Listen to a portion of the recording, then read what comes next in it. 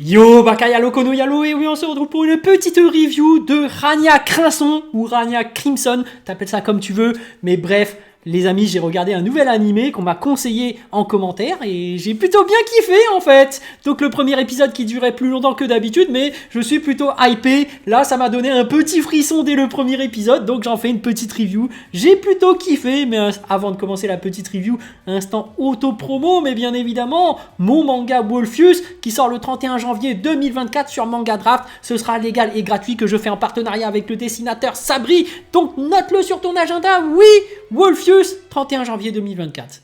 Oui, ça sort bientôt. Mais en attendant, vous êtes là exprès pour la petite review de Ragnagna. Non, ce n'est pas ça. Hein. Ce n'est pas une histoire par rapport aux femmes qui ont leur Ragnagna ou je ne sais quoi. Bref, Rania Crimson, les amis, j'ai kiffé. J'ai kiffé et c'était plutôt kiffant. Donc voilà, on parle d'un héros qui a déjà au début une petite vision par rapport à une petite fille. Donc c'est sa pote qui se fait tuer. Il parle avec quelqu'un qui lui ressemble comme deux gouttes d'eau, surtout au niveau de ses yeux. Tu comprends direct que c'est son futur, c'est lui. Donc en fait, plus tard, on sait que voilà, il deviendra extrêmement puissant et qu'il serait carrément capable d'interagir avec son passé. Et déjà, il lui lance des prémonitions sur ce qui va se passer. Et je dis que déjà, le mec, ça blague pas. Tu sens déjà que le mec a un potentiel immense. Le fait de discuter avec quelqu'un comme ça, qui lui ressemble comme deux gouttes d'eau, que tu dis c'est son futur, tu dis oh là là, c'est un truc de dingue. Au début, tu peux te douter de est-ce que c'est vraiment son futur, ou est-ce que c'est un membre de sa famille, ou est-ce que c'est un de ses ancêtres, ou je ne sais quoi. Mais tu comprends très vite, en tout cas moi, quand j'ai vu l'épisode, j'ai tout de suite compris que c'était son futur. Je sais pas pour vous, mais quand tu le vois débarquer, tu sais, c'est un espèce de on te montre déjà des pages du futur où il éclate tout le monde, où il fait fondre les dragons. Tu te dis, waouh, ce mec-là, ce héros va être hyper badass, il va être hyper puissant. Bon, le thème, c'est Rania Crimson qui combat des dragons. Donc en gros, des héros qui tuent des dragons classiques. On sait pas trop quoi au niveau du scénario, mais voilà, il y a une hiérarchie par rapport aux dragons. T'as des dragons de classe faible, t'as des dragons un peu plus puissants de classe noble, et puis t'as des dieux des dragons, etc. Et au tout début, ils sont sur une ville.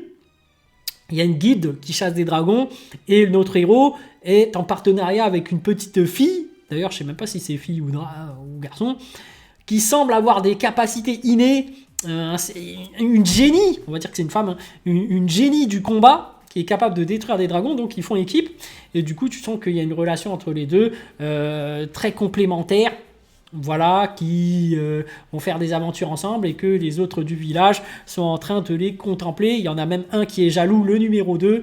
Il y a une espèce de dispute, voilà, de rivalité entre les deux, mais ça reste cordial, ça reste sympa. Tu sens qu'il y a un respect total envers le héros et surtout envers cette personne avec qui il fait équipe, cette petite fille qui a des dons innés.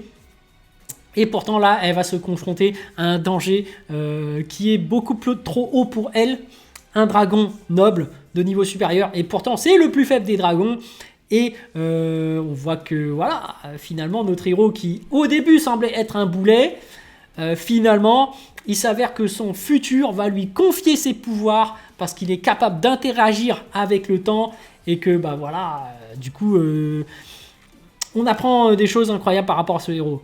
Par rapport à son passé, parce qu'en fait, si tout se passait comme il devait se passer, eh ben, en fait, le héros aurait laissé mourir cette fille qu'il appréciait tant. Et malheureusement, par la suite, quand tu perds un être cher, bah, il est perdu pour toujours. Donc tu souffres dans le temps, et du coup, lui, il a souffert terriblement dans le temps parce qu'il a perdu son ami, et finalement, il va s'entraîner. Et c'est incroyable parce que au fur du temps, tu te rends compte qu'il va acquérir une puissance incroyable et c'est intéressant de voir comment il a évolué à travers le temps. C'est-à-dire que, bon, on t'apprend qu'avec une épée en argent, tu es capable de tuer le dragon. Et que lui, au fil des années, il a commencé à fusionner avec son épée.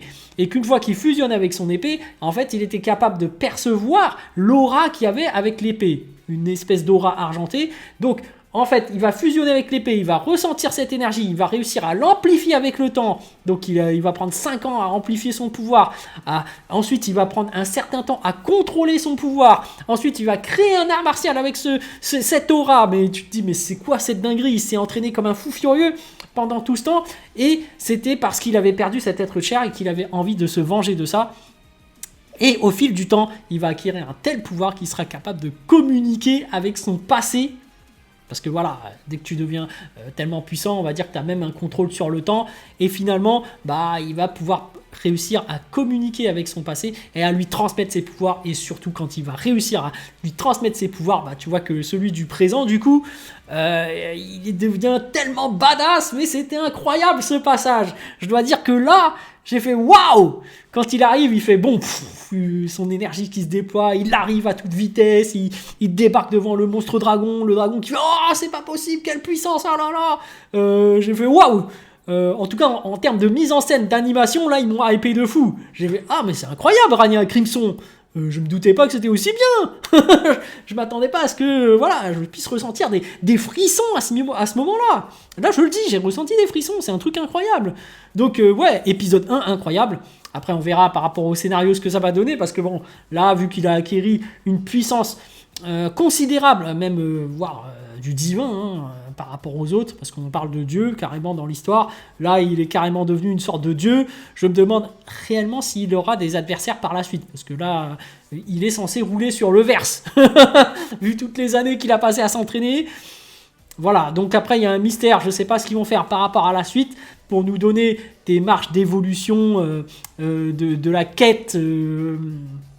de l'enjeu même, parce que là le héros est devenu trop puissant pour moi dès le premier épisode, mais ce passage où il est devenu ultra puissant du premier coup, je me dis waouh, c'est très bien fait. Ça se trouve il va perdre son pouvoir d'emblée, on sait pas, mais voilà, là j'ai kiffé.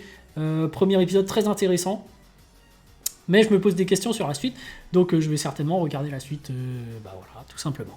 Allez, merci pour cette recommandation. Et sur ce, je vous dis donc à plus dans le bus, ou plutôt à plus tard dans le car, ou plutôt à bientôt dans le bateau.